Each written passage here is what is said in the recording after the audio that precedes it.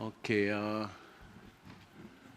Hands up if you're a farmer who's come all the way from the village, from Vunualevu, or you have the intention of probably cultivating kava for commercial purposes, right, to sell kava and probably market your produce in the Pacific and in the region. Eh?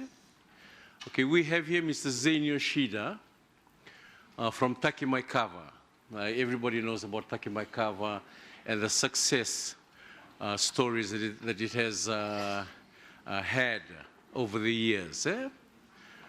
We will just give Zane, well, originally Zane Yoshida was born and grew up in Levuka, Overlau. For those of you who don't know Zane, he was educated in Levuka, was born in Levuka, educated in Levuka. I think most of his, practically all of his life was spent in Levuka, Overlau. Yeah, before going over to Asia and registering that business concept that is known, that is well known of right now. Eh? Okay, so I'll just invite Zane, right, to come up here and talk about the challenges that he went through and of course about Takimai Kava, which is a brand name for Fiji at the moment. Eh? Ladies and gentlemen, let's welcome Zane Yoshida. How do I put this on the big screen though, Semi? You'd have to just download this thing, the USB, then you can just connect it down here, my friend.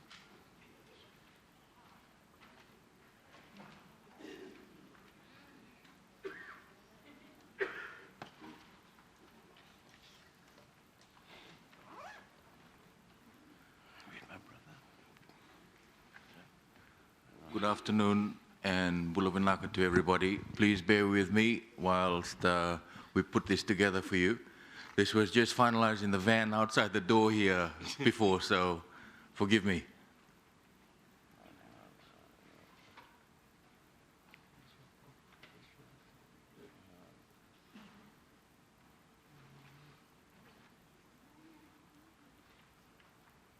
USB, yeah, must be that one. Fiji Kava, yeah. Set.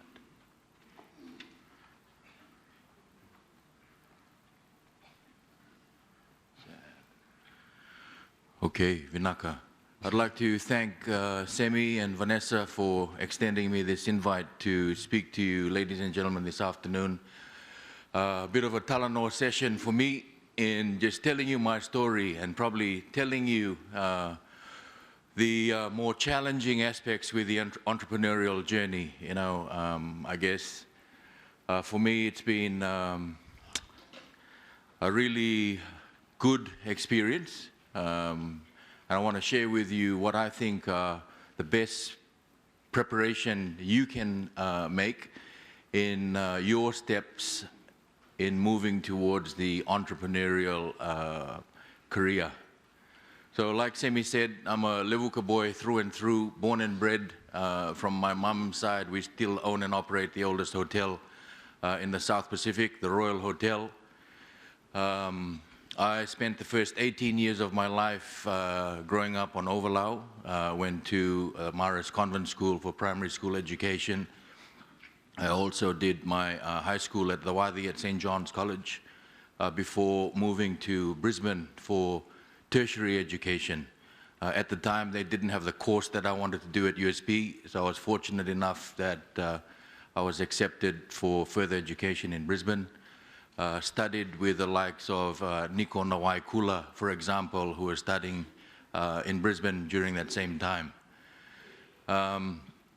So yeah, look, I grew up drinking kava from a very young age in Levuka town. In fact, as early as 13 years of age. First by accident, I was a pallbearer to a very close friend of mine who passed away at 13. And after the burial, to respect the family, we went back to his house, sat around the tano with his father and his brothers, and there was my first kava experience. It wasn't a pleasant one, I must say, because I remember walking home past the Levuka police station and hugging one of those hibiscus hedges on the way back and throwing up. because I was overwhelmed by the first experience. But it's one that I was truly fortunate to have at that age that really made a significant impact to my belief in kava, particularly the therapeutic benefits of kava. So over the years and still today, and even last night, I drank kava, you know. I wouldn't consider myself abusing kava, but more few cups around the tanoa, which helps with my stress, which helps with my anxiety, and also assists with my great sleep, with vivid dreams, of course, without a hangover, waking up in the morning. So I started my entrepreneurial journey a long time ago, in fact, as early as 2003.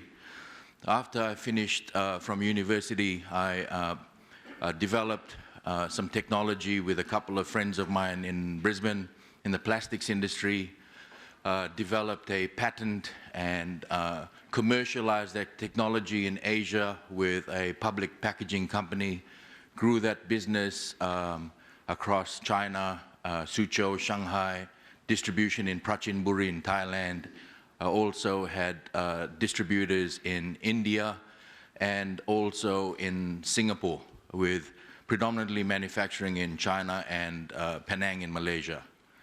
So in 2006, I was reading the story of a gentleman who founded Red Bull and the popularity of Red Bull, and I guess how the Western world was really moving towards energy drinks.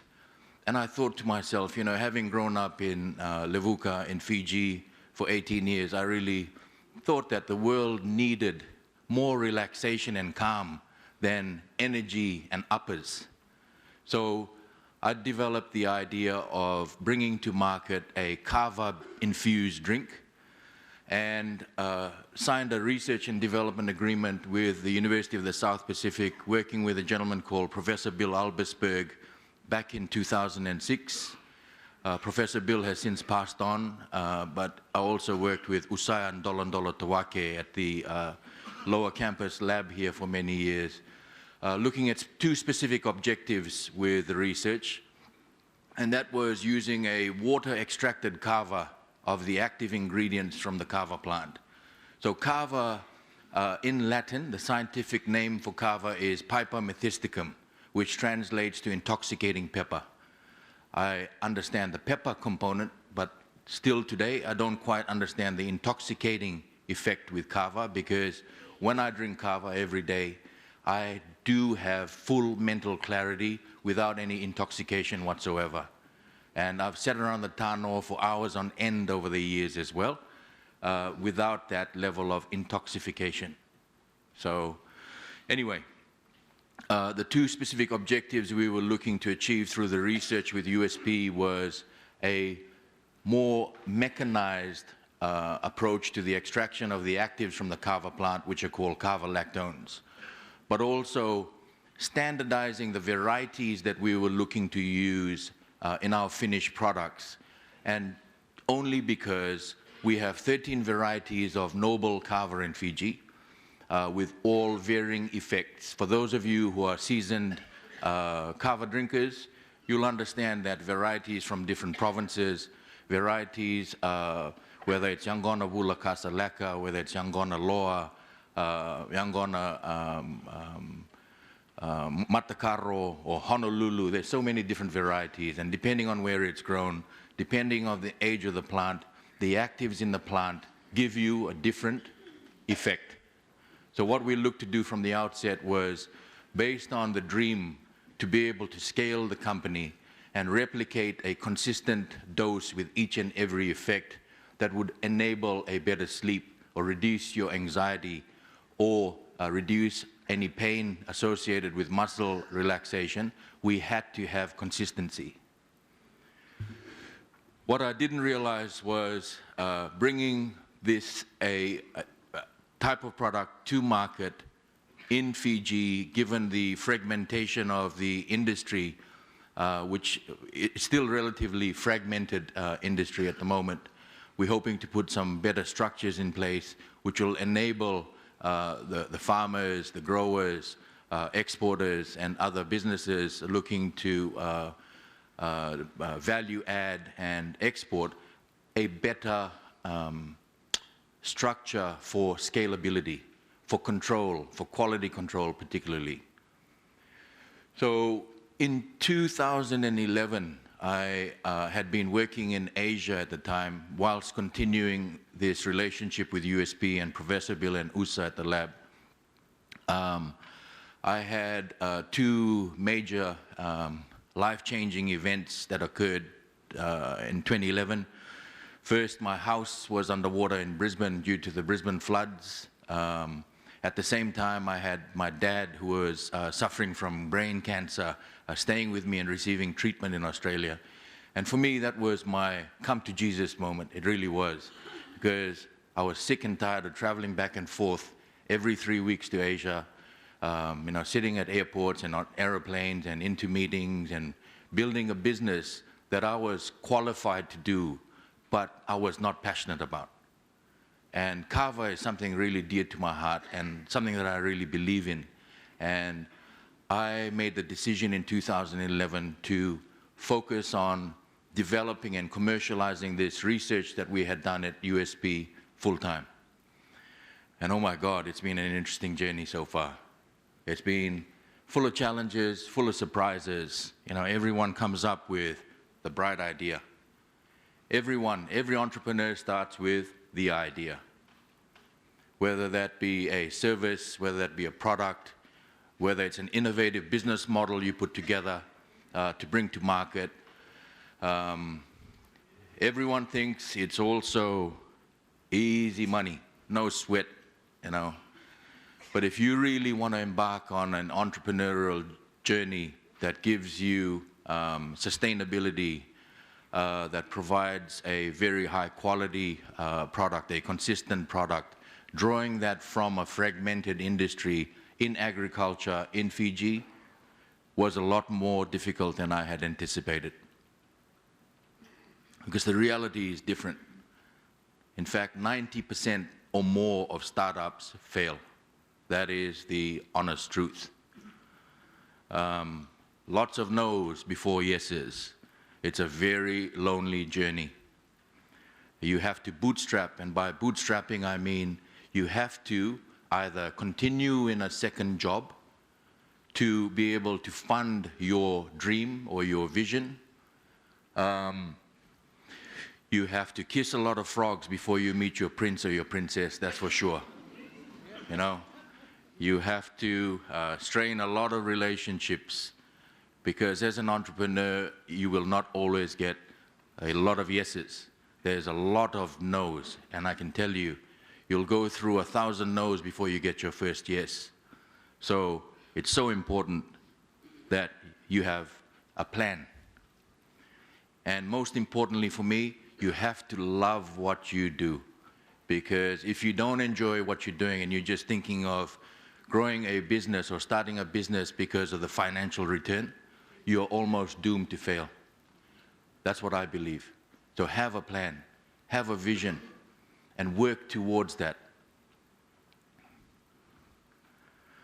If I can give some of you in the room who are budding entrepreneurs, it would be to utilize your existing network or build new networks with people in your target industry, or people who have been successful in business, who have built businesses from scratch, who have done the hard yards and have done the 80 to 120-hour weeks that are required continuously for years, to be able to provide you with advice, to guide you on this very difficult path as an entrepreneur. It will make your life a lot easier. So I guess for me, when I brought this idea to market, I looked at the demand and the historical demand for kava. And for those of you that don't know, kava has had a long history in Western markets. As early as 1916, kava was part of US pharmacopoeia. As early as 1954, kava was in the British dispensary.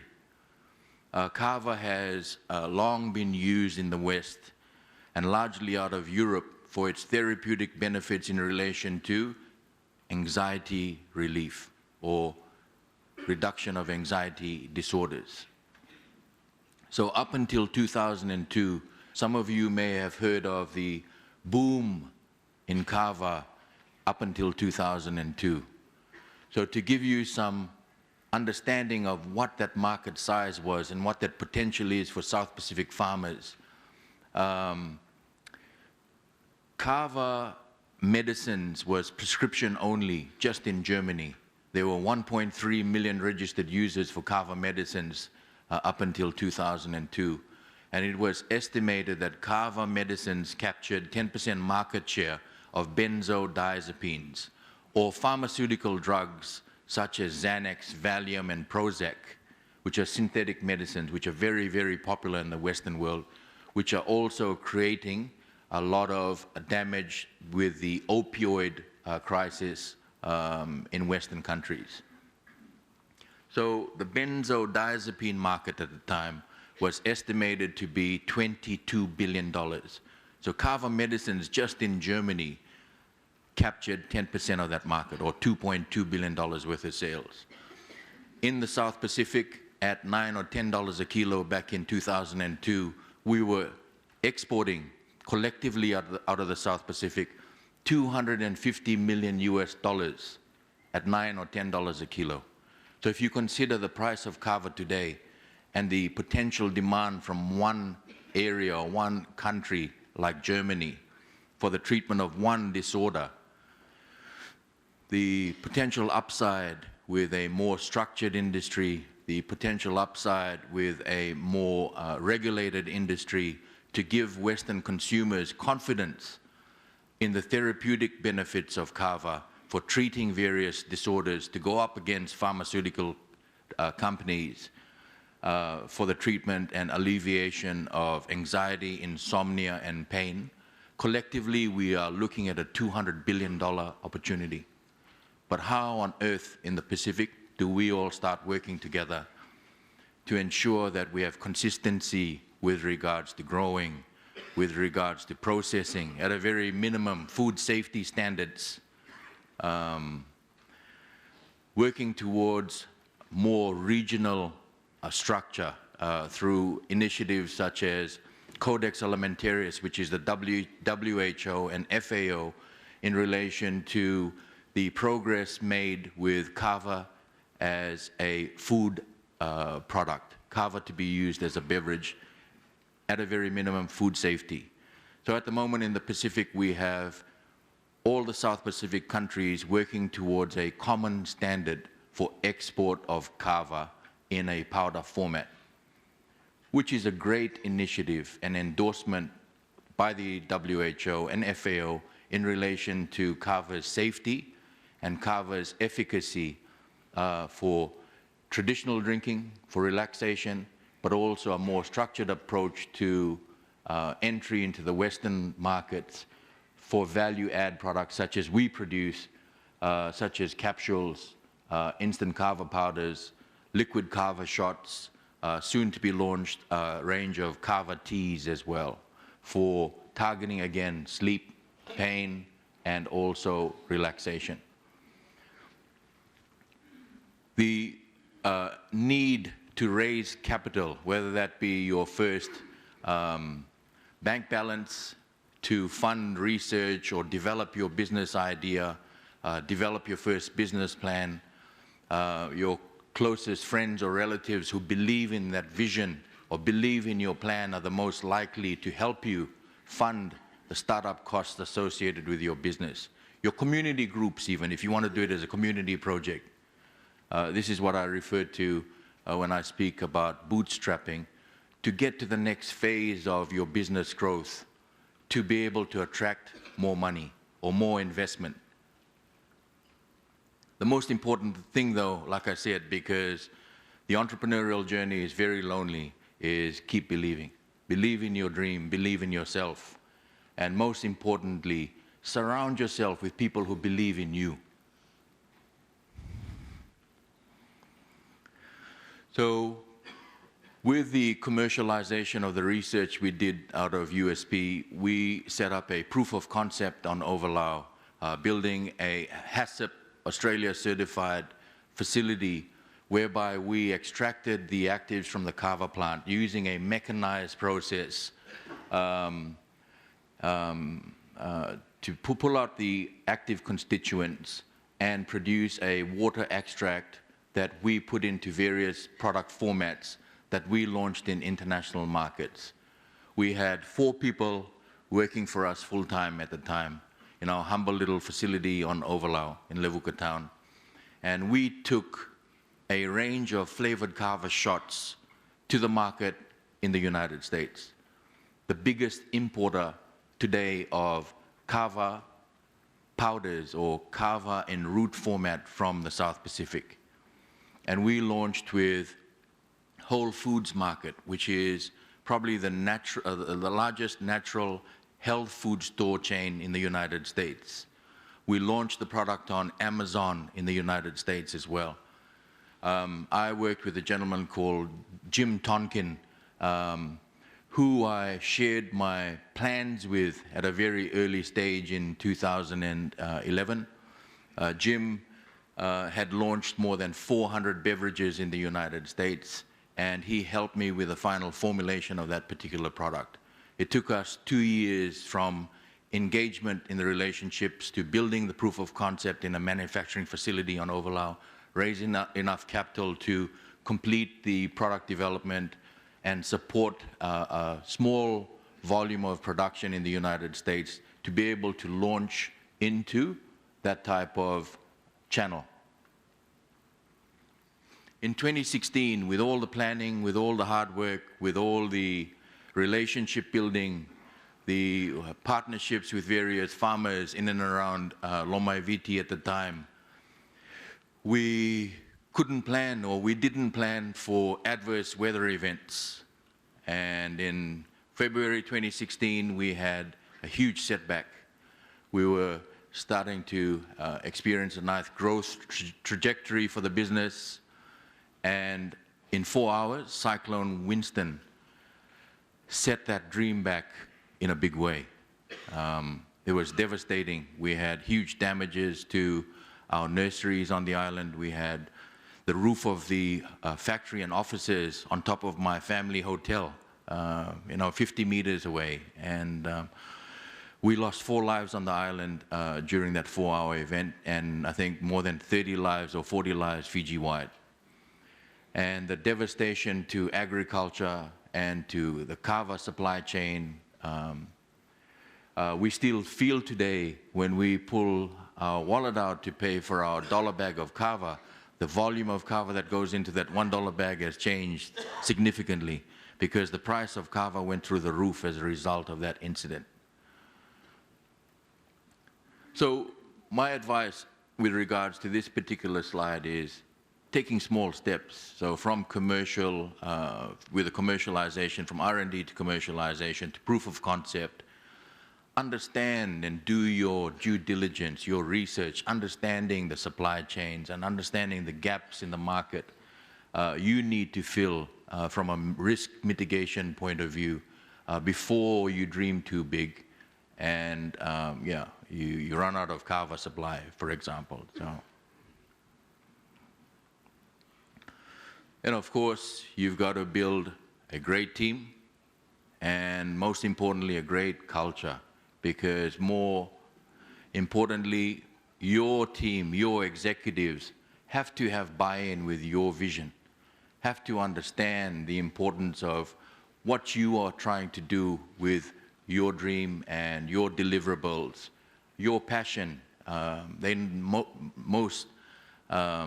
mostly won't have the same passion and perseverance that you've had to build a business.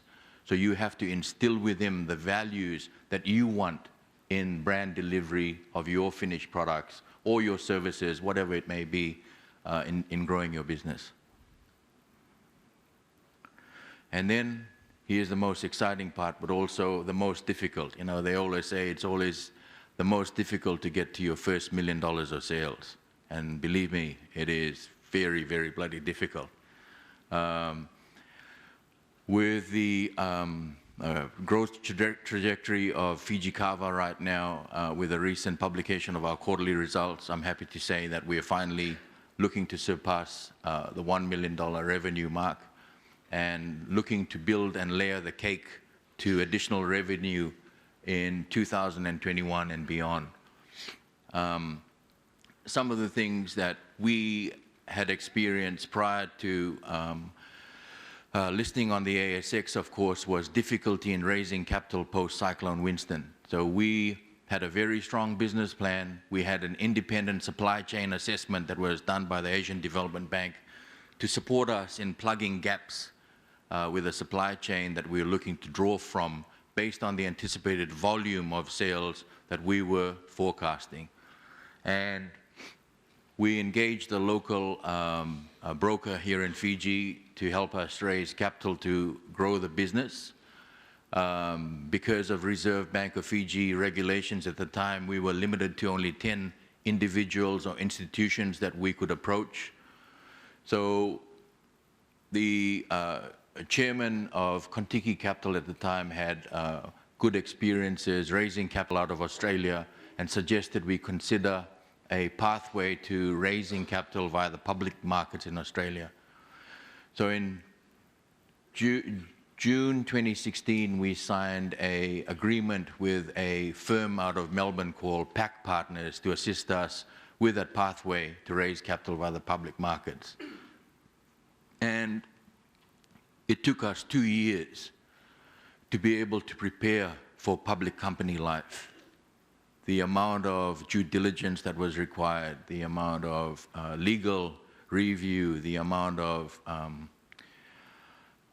hard work from so many people and so many organizations to support us with that journey. We finally rang the bell in December 2018 and became the first Kava public company on the Australian Securities Exchange. And even today, more than 12 months later, I'm still learning, and it's still difficult.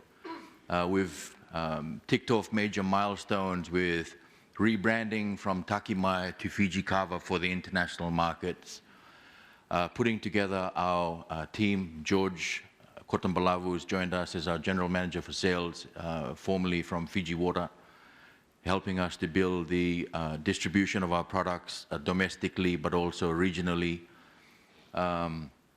We've got people who've had careers with Fiji Airways that's joined us with our marketing efforts as well to tell our story to the Western markets. We've launched in New Zealand prior to Christmas with the largest pharmacy group out of New Zealand called Green Cross Health. So we have distribution at the moment for our Kava instant powders and Kava capsules in up to 200 pharmacies. We're looking at building on various channels, including grocery for the New Zealand market, and likewise continue our push to make our products visible across many platforms in Australia and into the USA. So in Australia, we recently launched our own e-commerce platform, fijikava.com. We also have signed a distribution agreement with a leading health food distributor in the country called Auburn Health. And we're looking to build our visibility for Fiji Kava products across grocery in a big way in the next couple of months. We also have now relaunched in the United States as of December last year. We're back on Amazon.com and looking to again build retail presence in the United States. So it's been a long journey. It's been 11 years full-time for me in this business so far. And I can't give you better advice than to have a plan and have a plan B even. Surround yourself with people who believe in your dream and believe in your vision. Support yourself with advisors and mentors or people who've experienced the same challenges over the years. Because it means less mistakes and less obstacles for you as you progress on your entrepreneurial journey. Then, of course, with every business is the exit plan, is a succession plan. So what are you going to do? Are you going to spend the next 50 years of your life building this business? Or as a budding entrepreneur, are you going to look to start your new project? And a lot of people believe that a startup is a 5 to 10 year journey, but I can tell you it's at least double that in the number of years. My first business I spent a good 12 years on, and now I'm only just breaking past the $1 million revenue for Fiji Kava, and I've already been full-time in this business for 11 years. But more importantly, you got to have the belief in yourself, and believe in what you're doing, and absolutely love what you're trying to do. Because if I am successful with this business, I change so many lives in Fiji and Western markets because of the common problems faced in Western worlds with regards to stress, growing anxiety, and sleeplessness. There's statistics that show that a 7-year-old child today has the same levels of stress as an adult male and female did in the 1970s. So it's a big problem. It's a big problem. So entrepreneurship is not everyone's cup of tea. You know, a lot of people see Takimai and Fiji Kava where it is today, which is really just the tip of the iceberg. But the reality is, pardon my language, but it's been a shit fight. It's been a struggle. It's been a lot of hard work, a lot of setbacks. I've kissed a lot of frogs that you don't want to know about over the years. But I don't want to dissuade you from the entrepreneurial journey, of course, because it's a great result that I'm hoping to have in impacting so many rural communities in Fiji that we extend our growing relationships with, but also the lives that we impact in the Western world in alleviating anxiety, insomnia, and pain associated with muscle relaxation. So thank you very much for hearing my story today. Pinaka Wakalevu.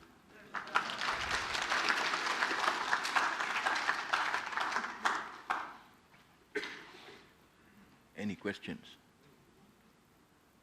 Any questions?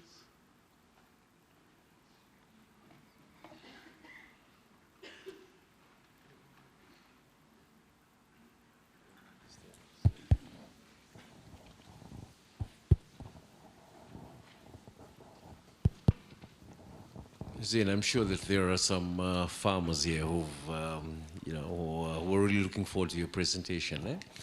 And probably we have some farmers who are thinking of actually exporting their kava, right? Yeah. Probably you might like to, just inform them what are some of the steps to follow, if people have.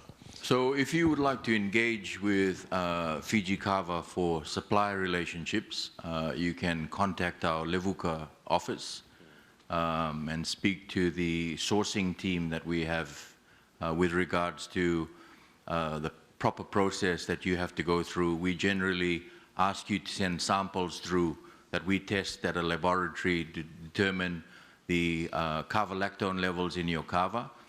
And you have to also fill out questions in relation to the variety that you grow before we engage in a formal sourcing plan with your community or your village or you as individuals.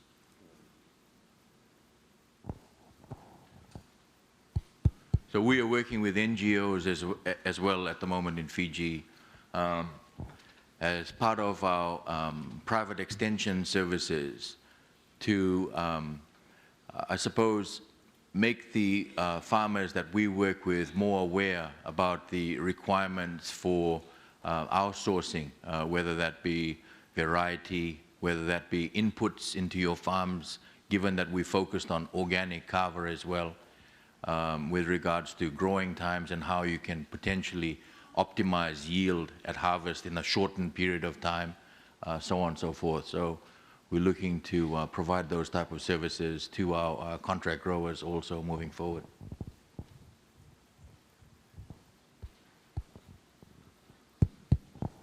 Okay, any questions?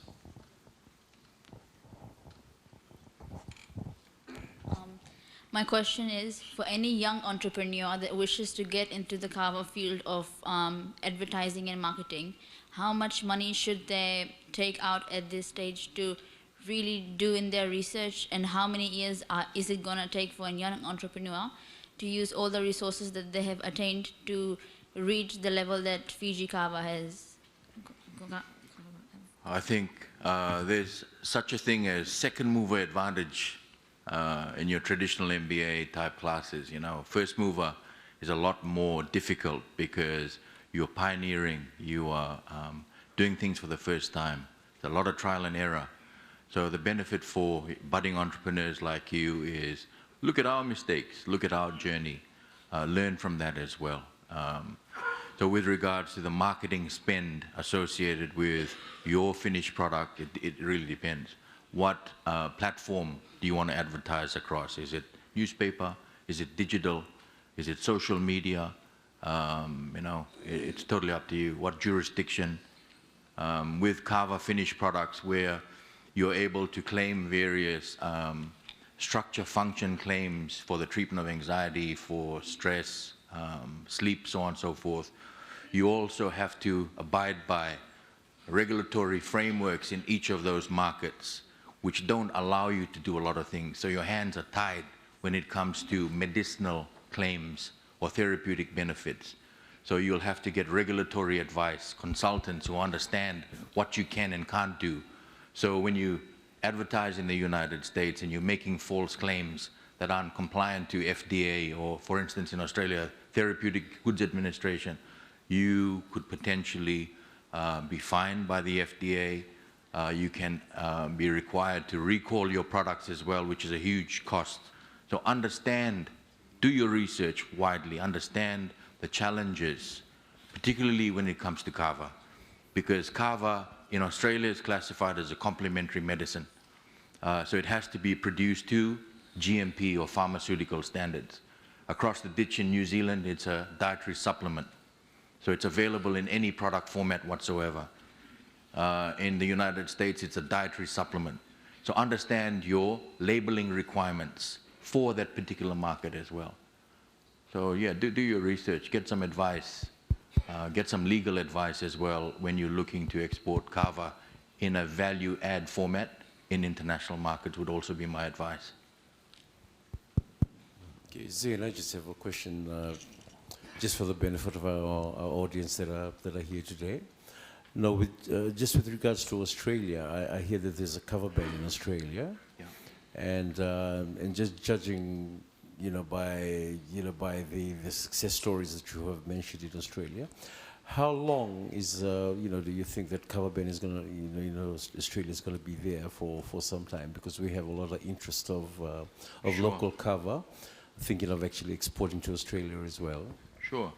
So some background there as well, because kava was introduced by Tongan missionaries in 1984 into indigenous communities, particularly in the Northern Territory. And kava became so popular as an alternative to alcohol. In fact, they had set up the Northern Territory Kava Management Act, whereby an indigenous person was able to purchase up to 400 grams of kava legally on a weekly basis. It's unfortunate that in 2007, during John Howard's last term as Prime Minister, he sent the military up to the Northern Territory for a cleanup campaign because of impact to communities with drugs, with alcohol. And it's unfortunate that kava was thrown into that same basket. And since 2007, there's been restrictions in place.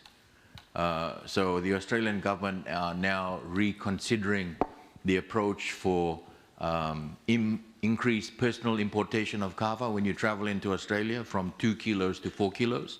And I think that's been changed since January. But the other initiative that Prime Minister Scott Morrison announced was the commercial importation of kava into Australia starting this year. So we've had some early discussions.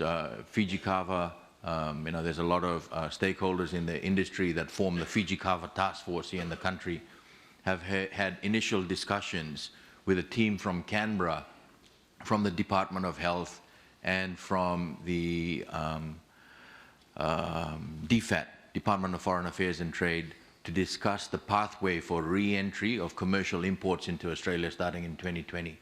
So it is going to happen. I think the basic requirement from very early discussions is kava will need to be at a very minimum food safety. So if you're looking to export directly into the Australian market, my advice would be for community groups or for individuals to consider the process of, first of all, securing a biosecurity license for export, but also as a minimum, ensuring that your kava is food safe. And by food safe, I mean it's processed in a food safety accredited facility or factory. So that market, even if I can give you some statistics as well, prior to the restrictions in 2007, it was estimated that kava powder market in Australia was $23 million. The value of kava, once again back then, was probably $20 a kilo versus $120 a kilo today. Or on the black market in Australia, you can buy kava for 200 Australian dollars at the moment. So based on $20 to 200, it's a much bigger market opportunity for budding exporters. Yeah, any questions?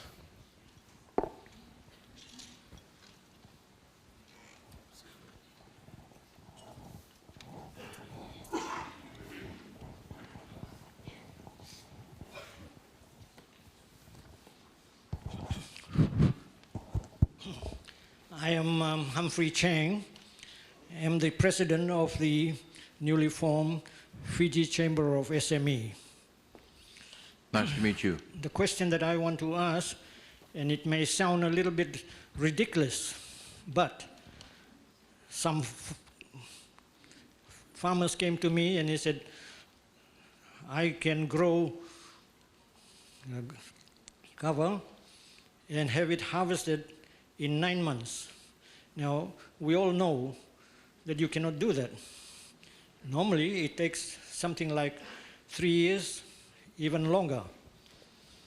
But I cross-check with some other farmers, and they say, yes, there is such a thing as 9 months crop, but for a specific purpose. That specific purpose is just exactly what you have described about pharmaceutical products. But can you throw some light as to whether there's any truth in the 9 months crop or not?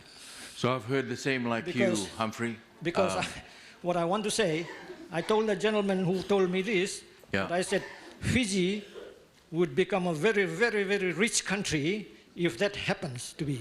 Well, I can tell you what, though. It won't be a very healthy kava that you're drinking, a 9-month-old harvested crop.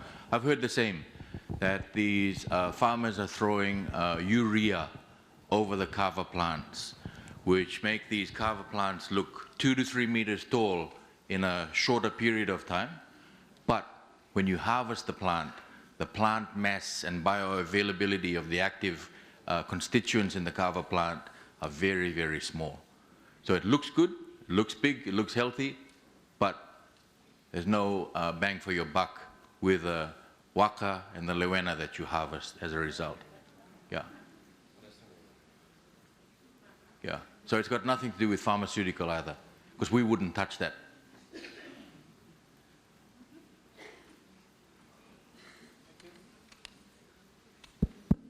Questions, please. We will just allow for maybe one last question.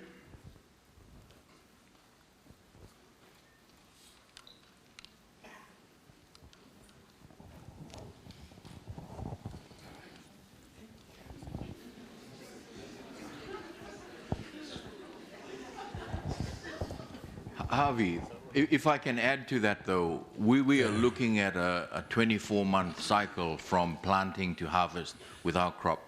And all we're doing differently is we are still practicing organic practices. In fact, we are now in conversion period with regards to our organic certification. And all we've done differently is preparation of the soil, testing the soil, ensuring that the pH level is optimal conditions for kava growing. If necessary, augmenting soil conditions to suit ideal kava growing conditions. Your closest Ministry of Agricultural Extension officer should be able to provide you that type of advice. And all we've done as well is, rather than taking kasa and sticking it in the ground and covering it with your leaves or your grass, we propagate our kava, and over a 3-month period in nursery, so the plants are hardened to UV sensitivity before putting those plants in the ground. Then we have systems at the farm, whether that be the amount of water, whether that be the amount of seaweed fertilizer that we put towards that plant. So we have plants that we're looking at harvesting from our estate in December, and I can tell you that it's within a 24-month period. But we're certainly not using a shitload of urea just so that it looks good and strong. Yeah.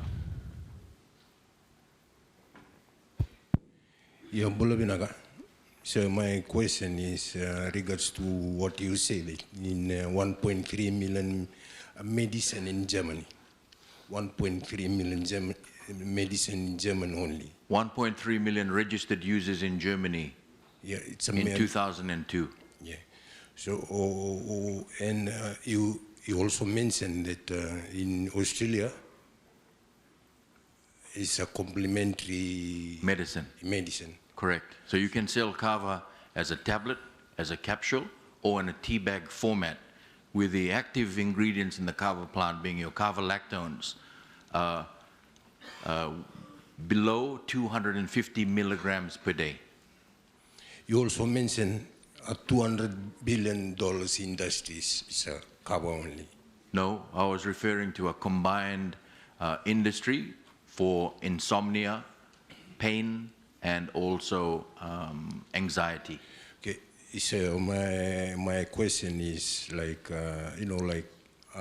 speaking on behalf of the farmers, our farmers' rights, the kava is a natural thing. Yeah. So it's a natural thing. And in addition to that, something is natural, which is just grown beside our land. What I'm trying to say is, like, our farmers, do you have a survey or monitor how many farmers are in prison just because they are planting a natural thing? I know where you're going with it. Supplement. I support you. I'm talking about the supplement. The supplement in German only. Yeah. And the cover. If we add more than 10 countries. Yeah. To do the supplementing only, cover and how do you call that thing that is restricted? So Fiji will be more $1 million. Farmers will be yeah. Sure. I mean, the farmer will potentially benefit from the boom and the resurgence of kava in the Western markets. But I think for everybody to succeed, we have to collaborate as an industry, working towards, like I said, a common standard for the growing, for the production, and any value add of kava that's exported into international markets. Yeah. Any other further questions, please?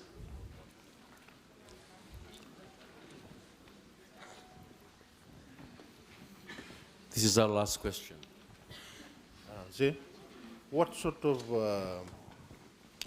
fertilizer would you recommend for our farmers back in the villages, in the communities? So we have tried seaweed fertilizer. So in Ovala, we have a fringing reef around the island.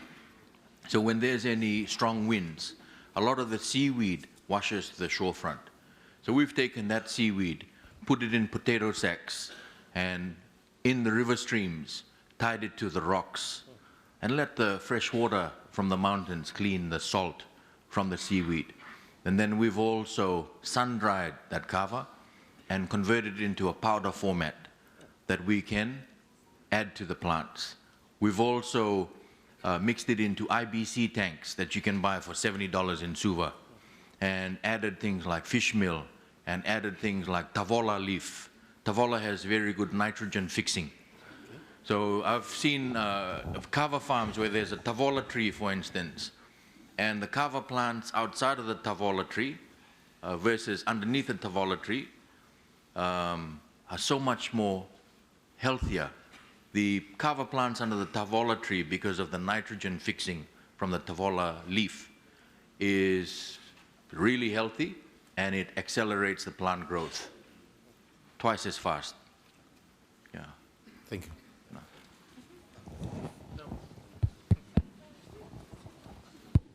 Okay, there you have it, friends that have come in today to listen to Mr. Yoshida, Zain Yoshida from Takimai, Fiji. I think we will end there, Zain. All right. Could we just give Mr. Yoshida a round of applause, please? Naka. All right. I think Zain's got a website that people could actually log in to obtain more information as per Takimai Fiji and relationship-wise and so forth. Is it right? But if you're looking to engage with a company from a supply point of view, first point of contact is the Levuka office, and we have a team there that can guide you as to next steps with regards to how potentially we can engage with yourselves. Yeah. There you have it.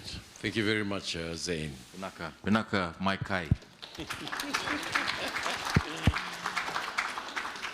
Well, I'll just hand this mic over to Ministry of Industry, Trade and Tourism. Mr. Binyami is here, or Mr. Ravi. All right. Mr. Ravi is the CEO from MITT, according to him. National Center for Small Microenterprise Development, which is a big financier for small business. Ladies and gentlemen, Mr. Ravi Chand. Just give him a round of applause, please.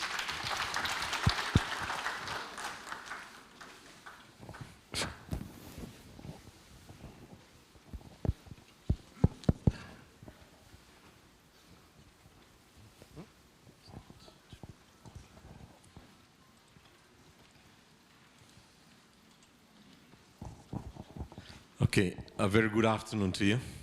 There was a very interesting presentation by Kava Fiji. Zain, thank you very much. Now, I'll try to dive into the topic. What will happen is, for the next 4 days or so, the team from MITT will be taking a session in the afternoon. And I thought that I would just let you know what will happen in the next 3 or 4 days.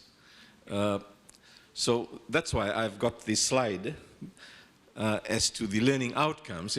We understood that we are going to present at the university, so there are too many bright students and lecturers and teachers and all that.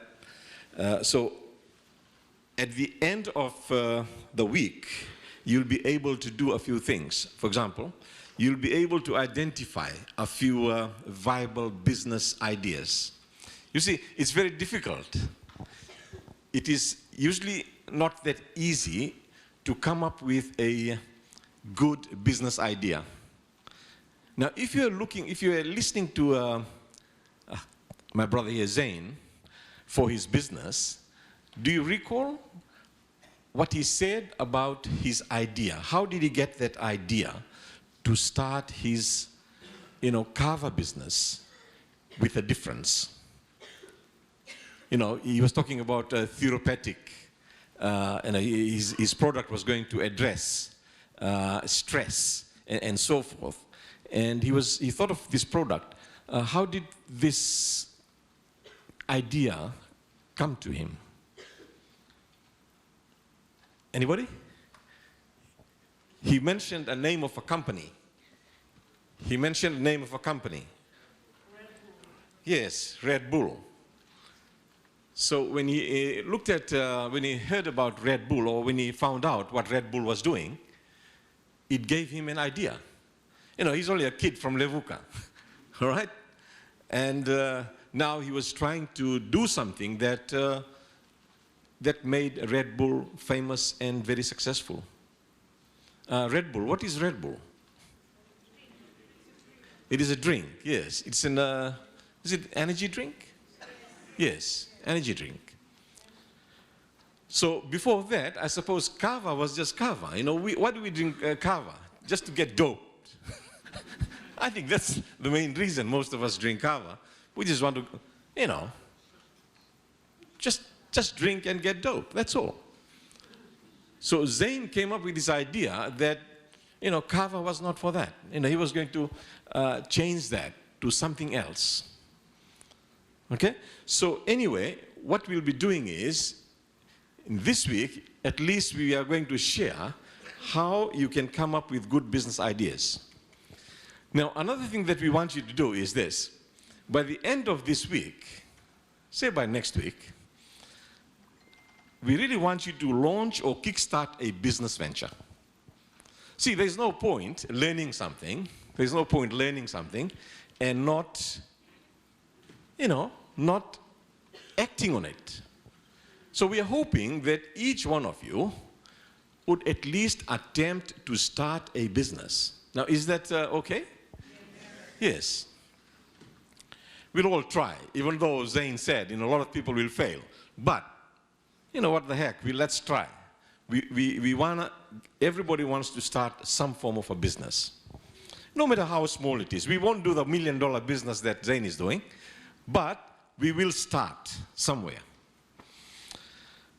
Now, by the end of the week, you learn to manage business and approach your enterprise with confidence and enthusiasm. Approach your business idea with enthusiasm. Zain also used words like passionate. So whatever you do, generally you'll find business people are very passionate. They're go-getters. If they want to get something, they'll go for it. Okay? You will understand what is entrepreneurship and acquire basic business skills to build and maintain your business. Now, we all need skills. We all need that. We need knowledge and so forth. And talking about business skills and knowledge, I'm also glad to know that there are so many of you who have already started a business. I'm sure there are at least 100 or at least 50 people who are who are into successful business right now. And again, I'm just using Zain's name a lot. Zain also said that you need what? Mentors. You need advisors. And you don't get advisors and mentors at a university only. You don't get it in a school. You might get it in a neighborhood. Is that correct? You might get somebody from your own church. You might get somebody from your, the shop that you always visit to buy your bread. The guy might be doing business for the last 30 or 40 years. The person has a wealth of experience. Why don't you take your time, sit down, talk to the guy, and learn something? You have Humphrey Cheng here, right? Make sure you talk to him. He's a pretty prominent business person. Get to know people, and they'll tell you a lot of good things about business. And finally, maybe by the end of this week, we appreciate entrepreneurship. Okay, so these are some of the things that we're trying to achieve by the end of the week. And I'll be jumping onto some slides. Sorry. So basically, before that, why are we even talking about business? Anybody? You know, why does the university, for the last, I don't know, how many years, Semi? 15 years, okay. After 15 years, every year for the last 15 years, they've been holding this entrepreneurship thing. You know, 1 week of entrepreneurship. You know, why should we be talking about business? You know, the university already has business courses. So why are we trying to promote entrepreneurship? Why do we want people to, you know, think about business? Anybody? We're going to make this interactive, okay? You know, we are not lecturers, so we can't talk for 2 hours, man. It's very hard. Okay, so I need help. Why should we be even talking business? You need this. So one of the challenges is there's only so many government jobs out there, and we see in the newspaper and the newspaper articles so often that the university graduates graduate and there's no jobs in the government because there's only so many. We need to create small businesses so that we can create a growing economy and more jobs. If every small business person was able to hire 1 or 2 people, we'd have a lot more employment, but we'd also be growing our economy and growing our own wealth or well-being. Yes, excellent, yes. That is so true. Do you believe in that? Do you agree? Yes. So, anybody else? So, businesses create jobs for yourself, for example. You know, if you look at, just look at Suva, you know, from Suva to Nosori. You know, literally there are thousands of businesses, small businesses all over the place. And imagine, you know, income being provided for that family. You know, it could be a small roadside stall, but employs, you know, members of the family, for example.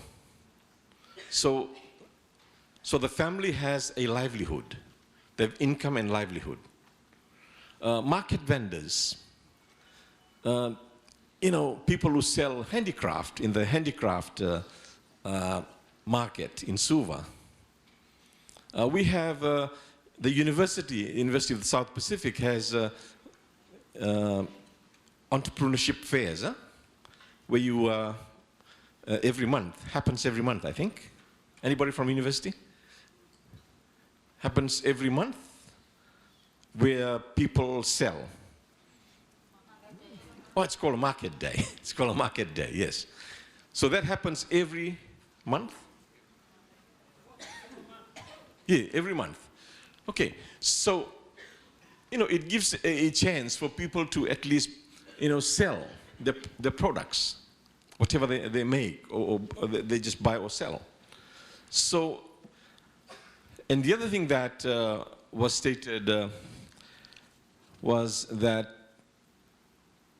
you know, not enough jobs can be created. You know, we have thousands and thousands of people, you know, coming through the system, through schools, universities, and entrepreneurship is a real opportunity. It's a real option, put it that way. Entrepreneurship is a real option. But also remember that entrepreneurship is not only for those who are unemployed. Okay? Entrepreneurship is also for those who have a job. They might want additional income. Okay? So entrepreneurship is for everybody. So maybe by the end of this week, we will all tick the box, you know, the yes box. Start my own business. Okay?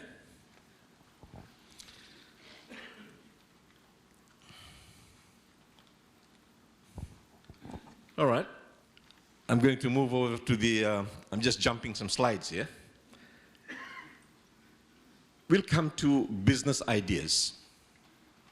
You know, what business should I get into?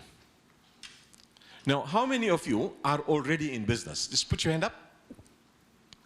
How many of you are already in business?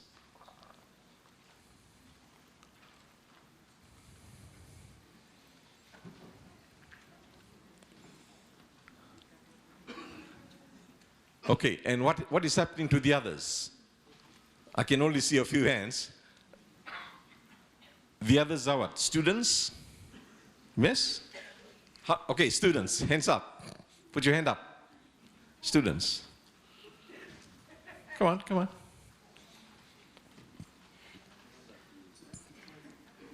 Okay. Okay, and some of you are just too shy to tell us that you're already in business and making money, yeah? Okay, no problem. Okay.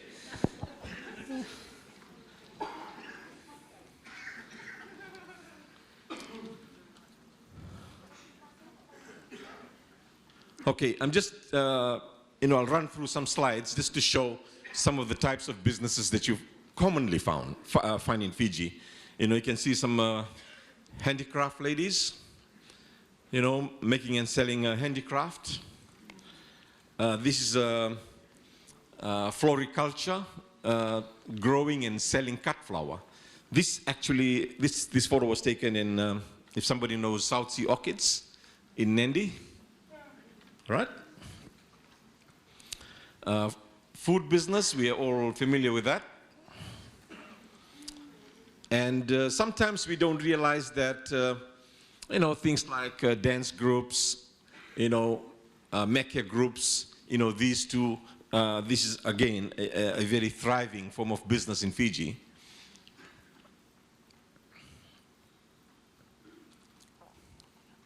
Okay, and of course online business, a lot of people are doing online business.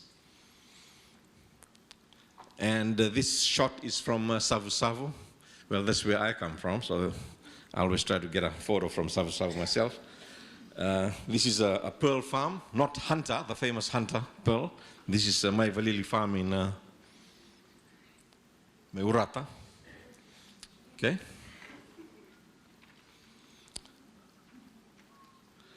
Okay, I'm sure all of us present here know of businesses.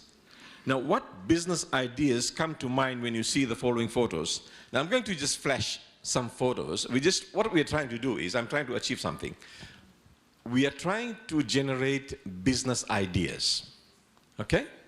So I'm going to flash the first photo, and I want, people in this group, the back here, in this section, to tell me some types of businesses that you can come up with once you look at this photo. See this photo. Okay.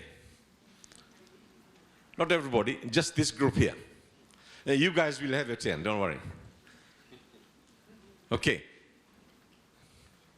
And you'll have to put your hand up.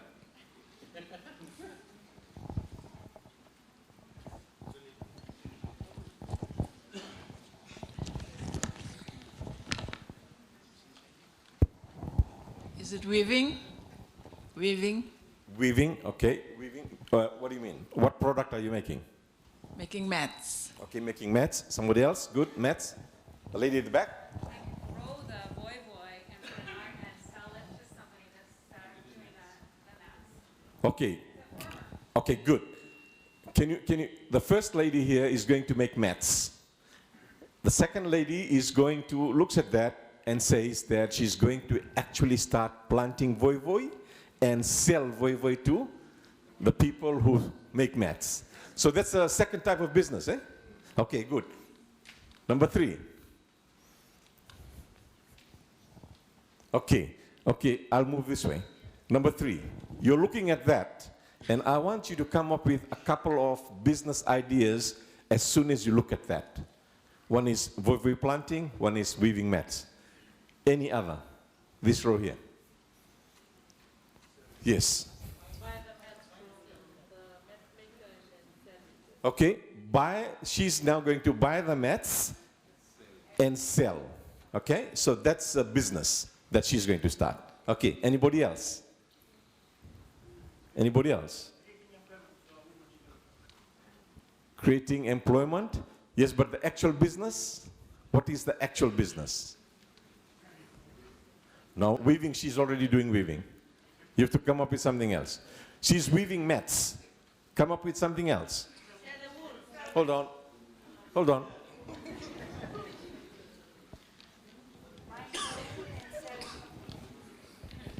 Buying the wool in bigger and sell to weavers.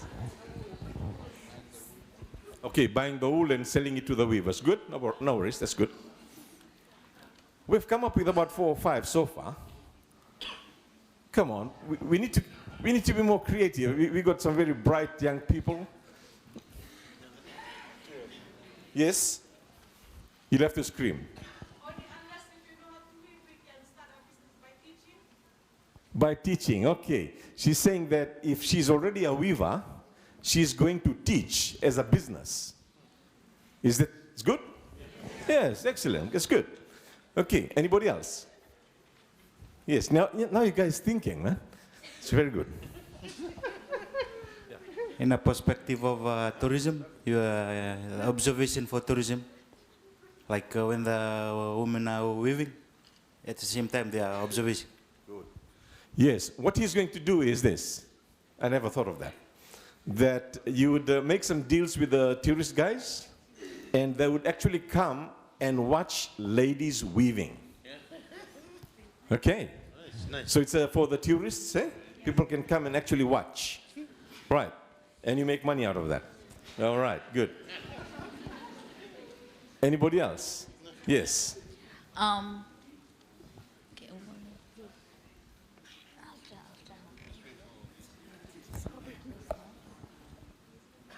When you buy the mat and then you redesign it to make it into a dress, and then you sell it to France. Okay, she's now becoming very creative. She's going to buy mats and redesign it into a dress. Wow, that's, now we're getting somewhere. It's going to be turned into a dress. All right. Good. Yeah. Get in mats and then convert it into bags. Where are you? Yeah. Convert mats into bags and then sell it to the foreign market to make more money by adding more value to the product. She's going to buy the mat and maybe change it into a different product, like bags. Clutch. Right. Oh, I'm thinking of my computer laptop bag or something like that. Maybe like a clutch too. Clutch, yes, make a clutch. Yeah. The hats, yes. What about baskets? Yeah. Okay. What about in a say somebody makes a beautiful design in a mat. Say writes I don't know, Bula welcome or Bula Sheraton or something like that, and go down to Sheraton and say that okay, let's put this in each of your room. You know, your 1,000 rooms, you put each one of those, and we'll sell it at about $25 each, because it's, you know, well done. Should be good? Yes, maybe it can sell. I don't know. All right? Okay, another thing. What about, you know, in Fiji, we have, you know, international conferences. You know, people come from overseas, from all over the world, and we normally use plastic name tags. You know, can we make, I don't know, can we make name tags out of, you know, mat, voi voi, with mangi mangi, and let people take a piece of Fiji back when they go? Can it be done? What about lampshades? Can we make lampshades out of that? Okay, what is happening? We are Drinking. Yes, we're generating business ideas. If you think hard enough, I'm just thinking of the dress the lady wanted to make. You could combine it with some other material. It's not necessary to have the entire dress made of mats. You could have a pocket, I don't know. You could have whatever, I'm not a designer.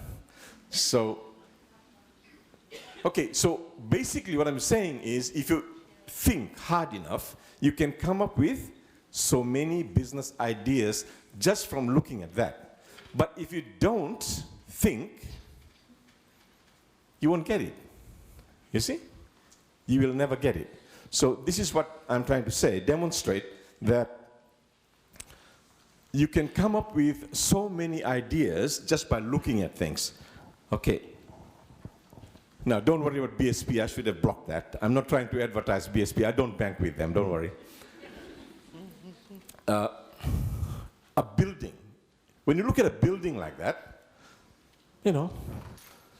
any business idea that comes, from this row, any business idea that comes to you as soon as you see this building, anything that comes into your head, don't worry. They'll be all correct.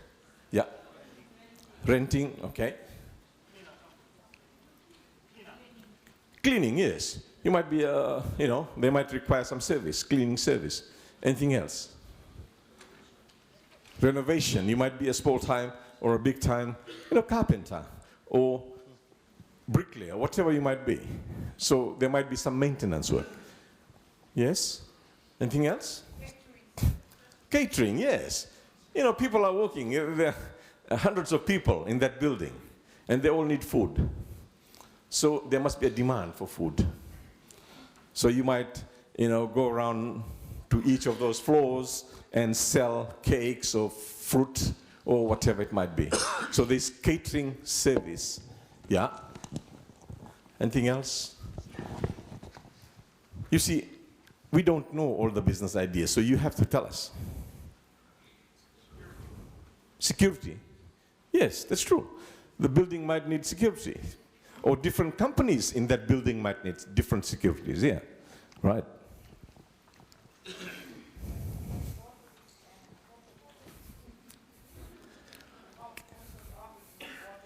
Yes, yes, yes. That's good. She's going to collect water bottles.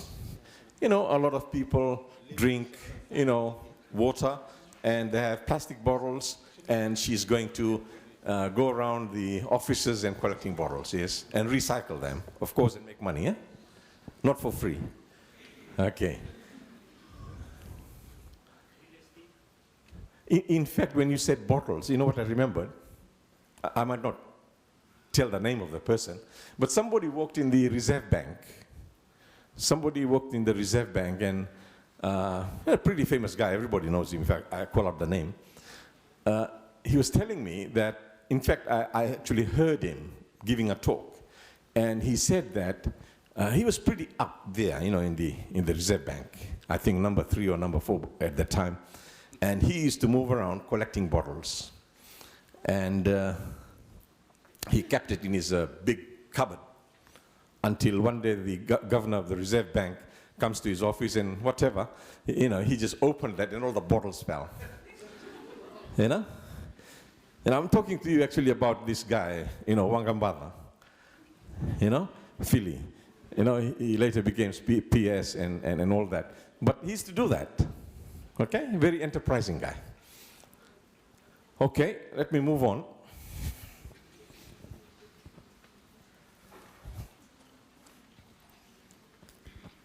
Okay. Yeah, this is a scene from the beautiful Suva where we come from. Okay. So, what ideas come to your head when you look at that? What business can you do? Yeah? Tree houses for tourism. Tree houses for tourism, yes. You better get a lease for that before you do that. But yes, it's a very good, man, just imagine having some tree houses in that place. Okay, yeah. Yes. Come again? Oh, zip line, yes. Zip line, yes. Have a zip line. Good. Bird watching, yes. You know, we don't realize this. A lot of people like bird watching. You know? Yes, bird watching. Backpackers. Backpackers, yes, backpackers. What? Bottling of the water? Might be a bit risky. Okay. Okay.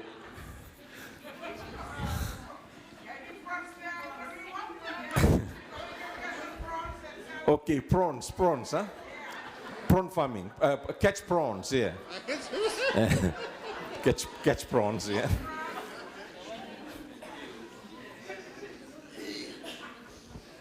What else? What else? What about, you know, just hiking, eh? Hiking, camping, all right? I think there'll be a demand for that. If somebody sets up a business just for hiking, you know, taking people for walks, all right?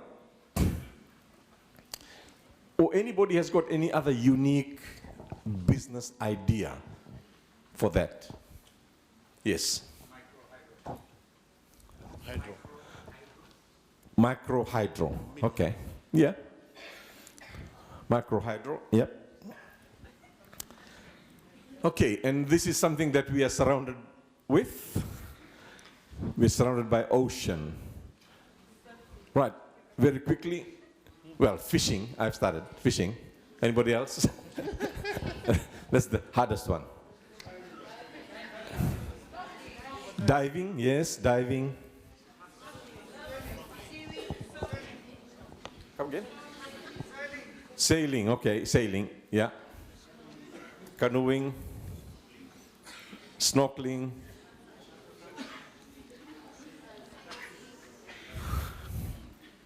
Pearl farming. Pearl farming, yes. Seaweed farming, okay. Shark feeding, all right.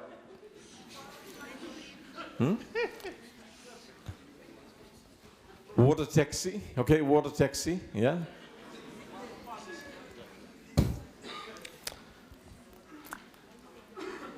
You know, I was sharing with somebody. I just came back from.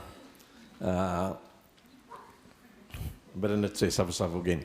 I just came back from Savu Savu last week, and you know what? I had taken my son. You know, he went to Savu Savu. You know, he was a little kid, but you know, he's over 20 now. So I really wanted him to, you know, jump onto a you know, Billy. And just, you know, cruise around in a raft like that, which was, you know, handmade. It was made of bamboo, and just to, you know, have a good time. And to my not surprise, there was no such service, and the place is all surrounded by water, you know. So I thought there was a demand for that.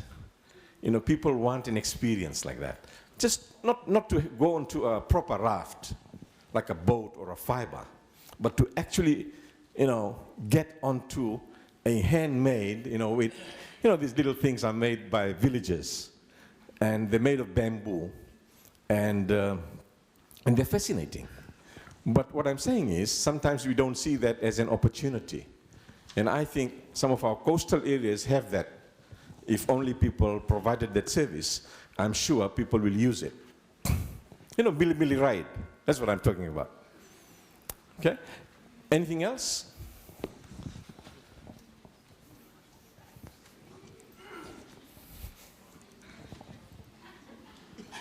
Okay.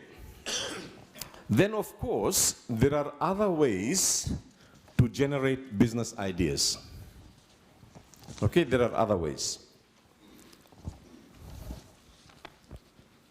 Okay, the first one I've got there is on the slide. Look at the things that bug you.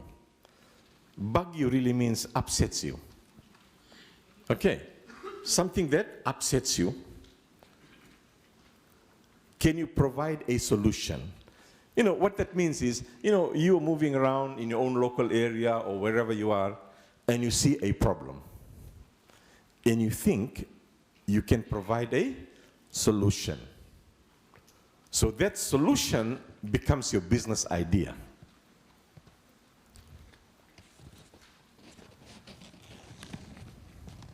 Things that bug you. Think that, you know, you're seeing this every day or whatever, and you want to fix it.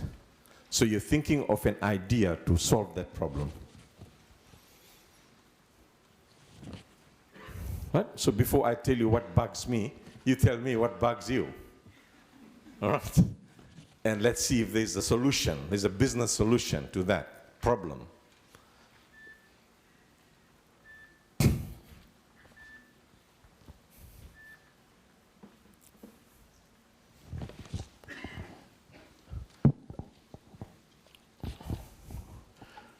Okay, maybe I'll trigger this. You know, one of the things that because when I travel to work, and I go past several schools every morning, and you know, the traffic is so, I don't know, jam-packed on the roads, you know, we hardly move. So when we pass the schools, nearly every school I pass, I see, you know, people selling sweets and Chinese lollies and, you know, all sorts of things, okay? You know, which are really not good. They're not poison, but they're not good, okay?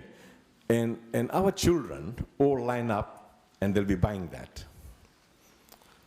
To the extent that some canteens even in schools sell some of these things. So there's no healthier alternative. Now I'm thinking of NCDs and all that. And I think everybody talks about lifestyle disease, you know, we need to eat better, make better choices and so forth. But our children are always exposed to these foods because they don't have any alternative. Now what I'm saying is, if somebody, because I don't think anybody's doing this, if somebody came up with an idea that you're going to buy some local fruit, you know, whatever fruit is in season, like mangoes or pineapples, we have beautiful pineapples, or watermelons, right? Just 2 or 3 fruit, and just pack them in a little box, like a fruit box, and make a deal with the schools. You know, each of these schools, big schools, have about 1,000 kids, and approximately 80 to 100 teachers. And I'm sure schools will, you know, promote that. Because it is going to provide a healthy alternative in the schools for our children. So you see, the problem is NCDs, the problem is unhealthy eating, and you're providing a solution. You know, somebody could start that, I don't know, from next week. And apply for a grant somewhere. Okay, on the final day, we're going to talk about, you know, programs, incentives that are available to start businesses in Fiji. All right, so you have to, you know, programs like YES, like RISE, some of these programs. We'll be talking about that on the last day. Okay, problem.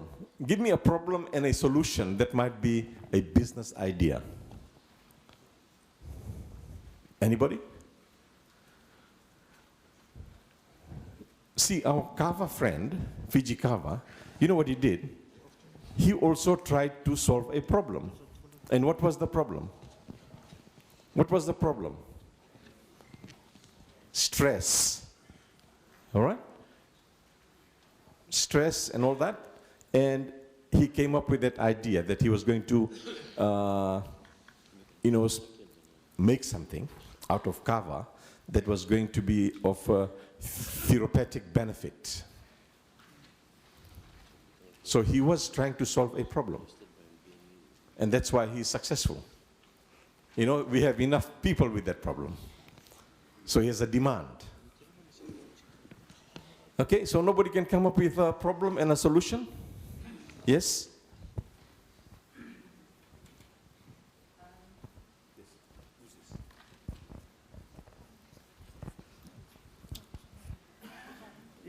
we used to buy juice and drinks all the time, and after we finish, and we just throw it carelessly. So for me, that bugs me a lot. Wherever I go, I see empty bottles all over the places.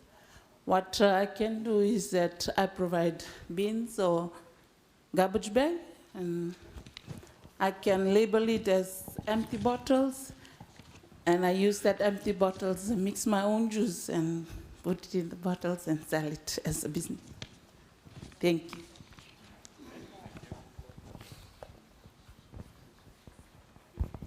Anyone else? Anybody else?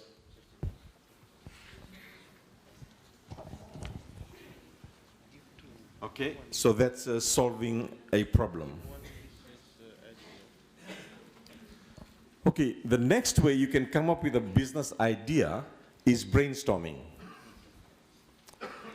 You see, if you want to be a business person, you must also learn to, talk to people.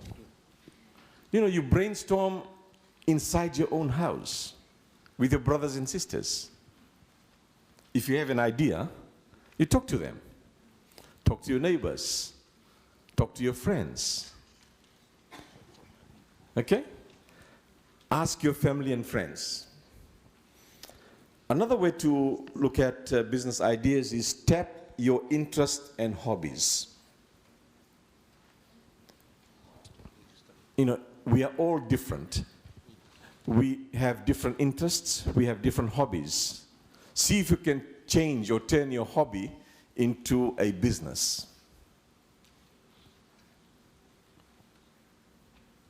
Anyone has turned his or her hobby into business and is present in this room? Yes. You want to tell us about your hobby that you have turned? You need a mic.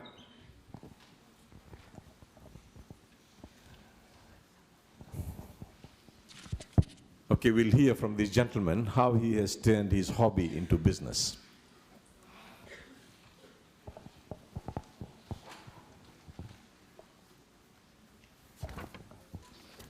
Thank you. My hobbies, I like to meet friends and haircut and design.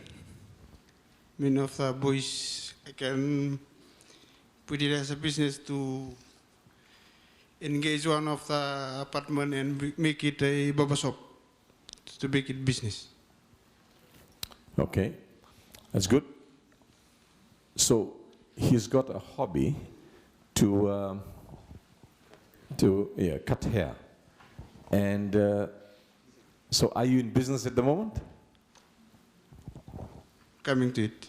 Okay, so he's pursuing his dream. He's going to turn his hobby into a business. Okay? I'm sure a lot of you must have a hobby and you're turning it into business. It is generating some income. It might not be a very big income, but it's generating some income. Anybody? Yes.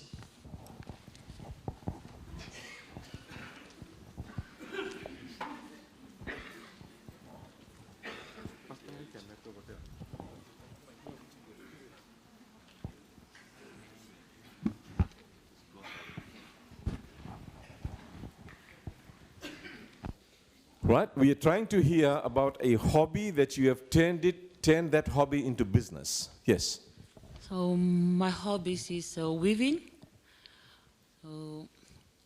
One thing that bugs me when I was in the resort in Threatre, that's when they present a bill towards a guest, putting a bill on top of a saucer. So I went back home. It's like a family business now at home. So I asked my mom, the help from my mom, to weave, like to create a bill folder made from a mat. So I went back to the resort with the food and beverage department, all the department at the outrigger, for a bill folder, if we can provide a bill folder for the outrigger lagoon. So they approved, so it's a business now in the family providing a bill folder Outrigger, Vinaka. Excellent. Give him a clap. That's very good.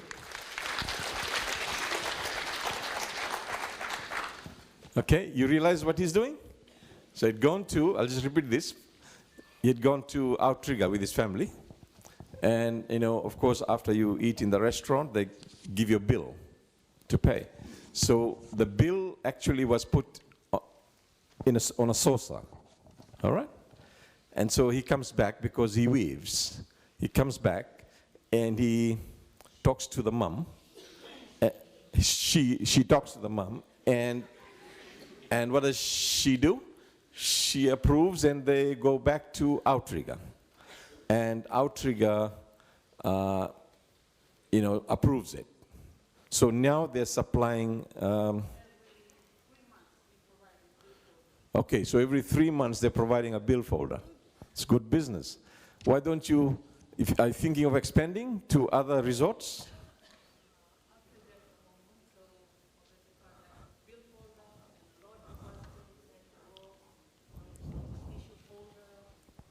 Okay, so you've expanded. That's product development. So it's, you know, remember that mat weaver, you know, and they're already doing that. That's good. Anybody else? Hobbies? Cooking and catering? Did you say that? Who said catering? Okay, so that's your hobby, and you've turned it into a business. Excellent, yes? Now, if you're turning your hobby into business, it's a good thing. You know why? Because you're passionate about it. You like doing it. You know, there's no point getting into a business that you know, your heart and mind is not in it.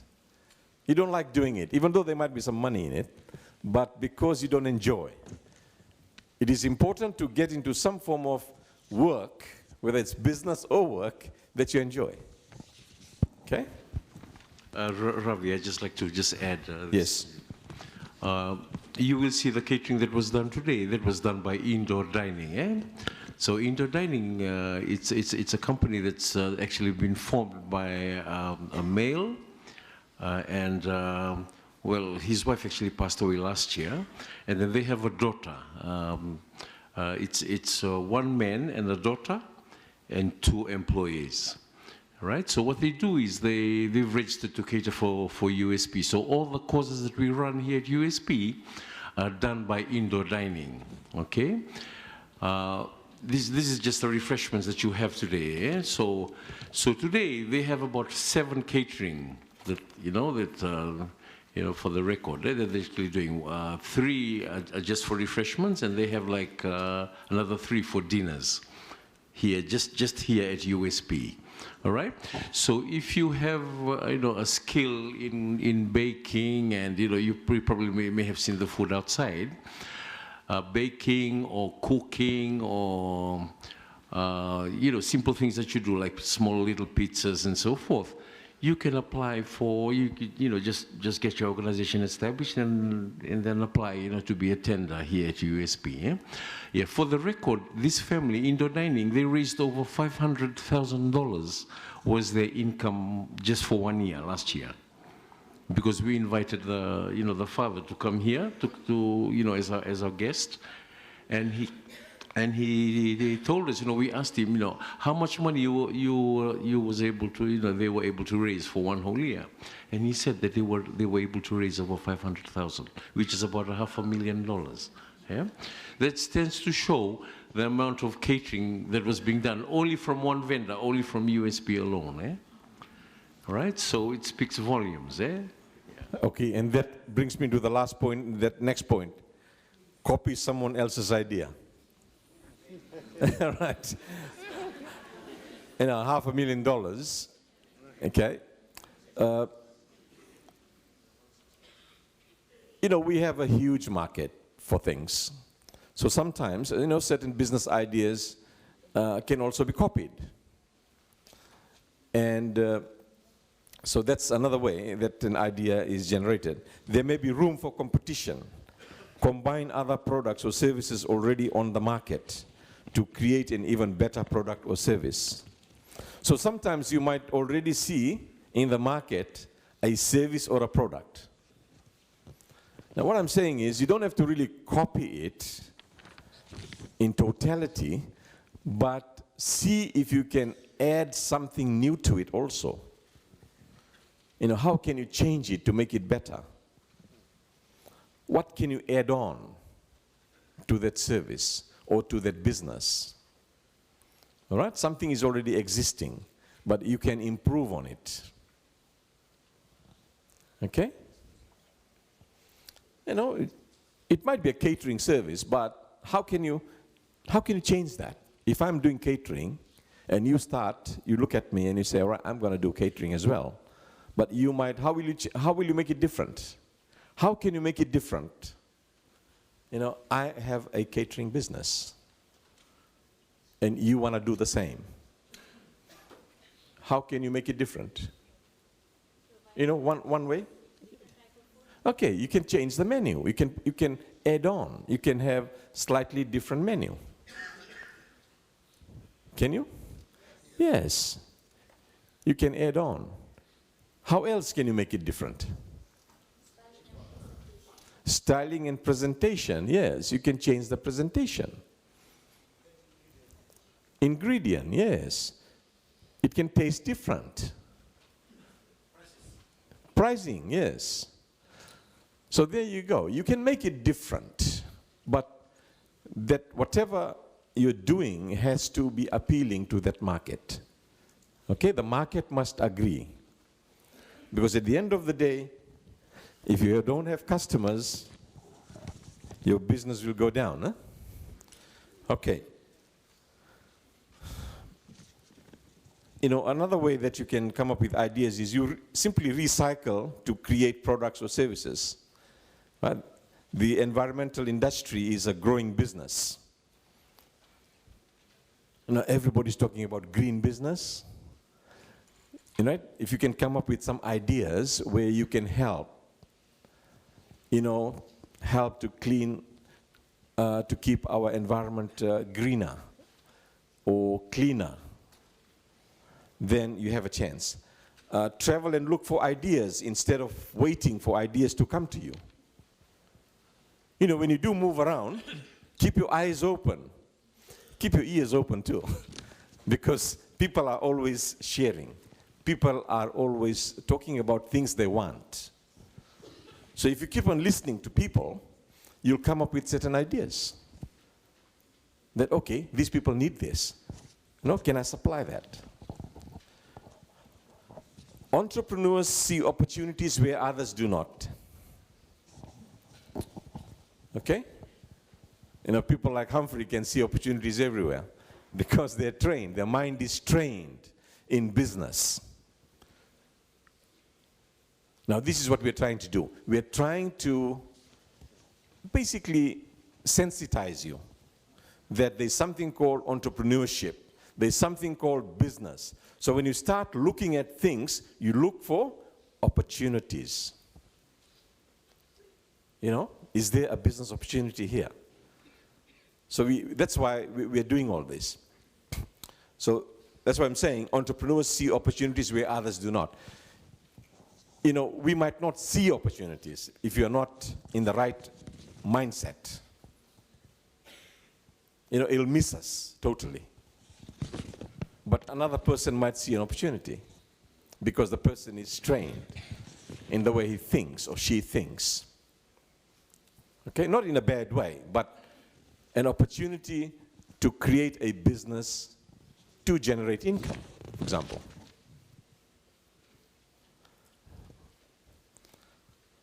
Okay, talk and listen to business people. You know, I like that.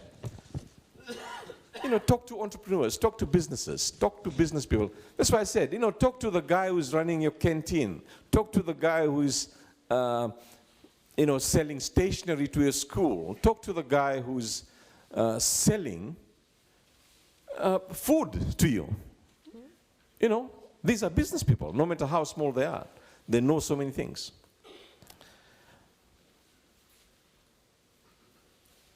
Okay. Just think of these words. It might also help you to come up with ideas. You know, things like substitute. You know, what it means here is there might be something that is already available, and you start thinking, can I substitute this product with another product? All right? Can I substitute it with something else? You know, just like the lady here told us that, you know, they're going to create, you know, bags. It could be out of weaved mats, and you know, bags, or even you know, bags for your laptops, just from mats. So what is it substituting? It is substituting our existing plastic bags or leather bags. It's still a bag, but the material is being substituted. Do you follow? Okay?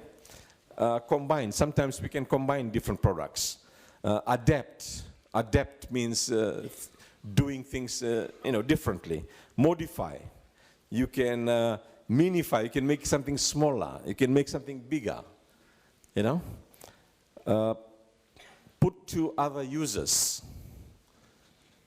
You know, there might be a product for a particular use, but you might come up with a product or similar product which might be useful in some other ways.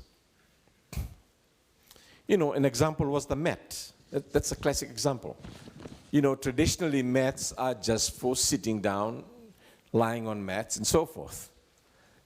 It's just a mat. But we have put that mat into different uses. All right? Getting it? Yes. All right.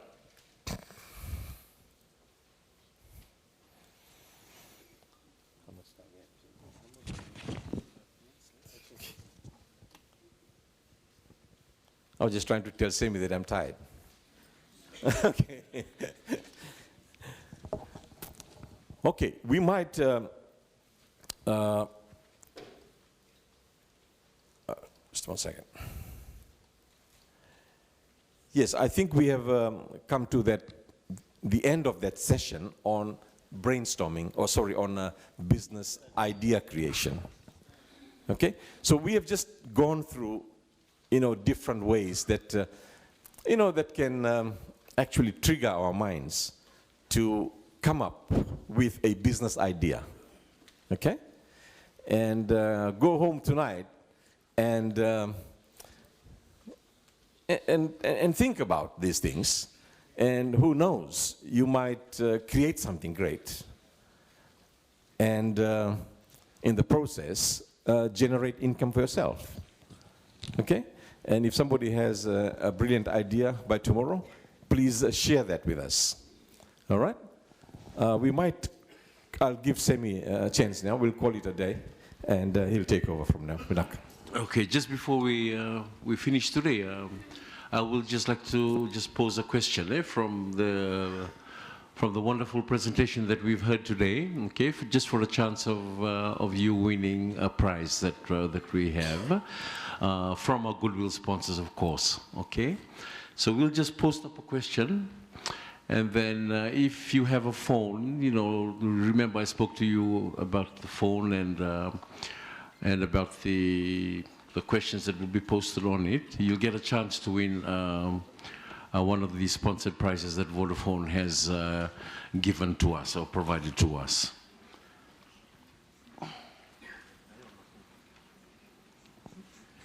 Okay, I have a question here. I'm just going to post it now, all right?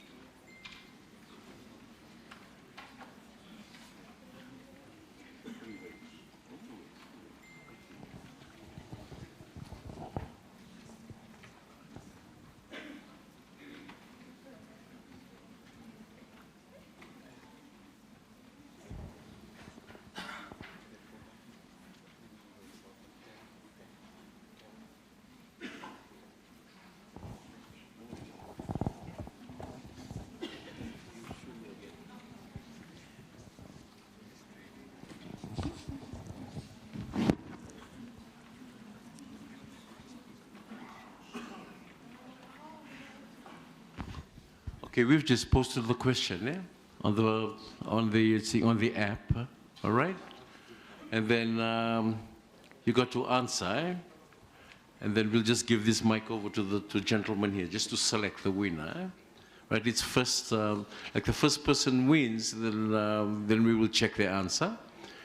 Right? If it is not the right one, then we'll go to the second one.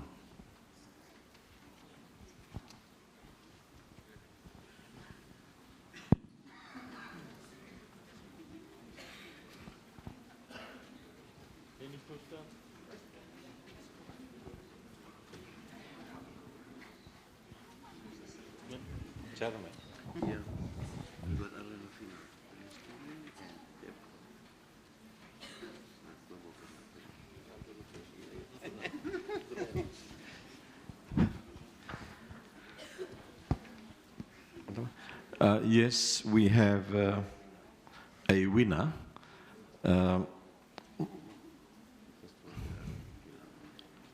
The first person to respond was Alena Finau. Alena Finau?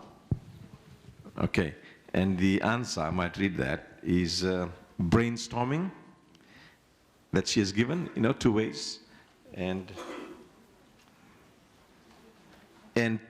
tap into your hobbies and interests. Okay, that's good. So you can come down and collect your prize. It's not kava, is it?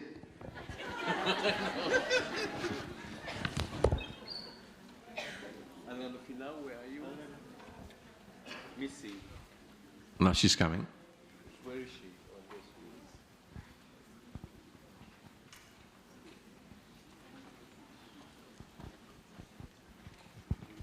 is. Yeah, we need to take a photo. But let's just take a photo, please.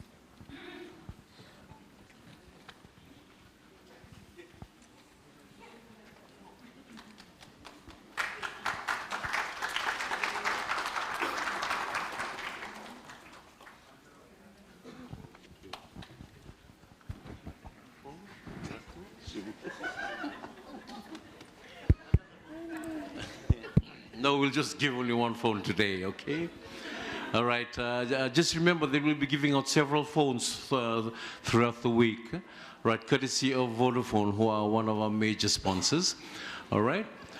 So we look forward to another session tomorrow, and another phone will be given out again.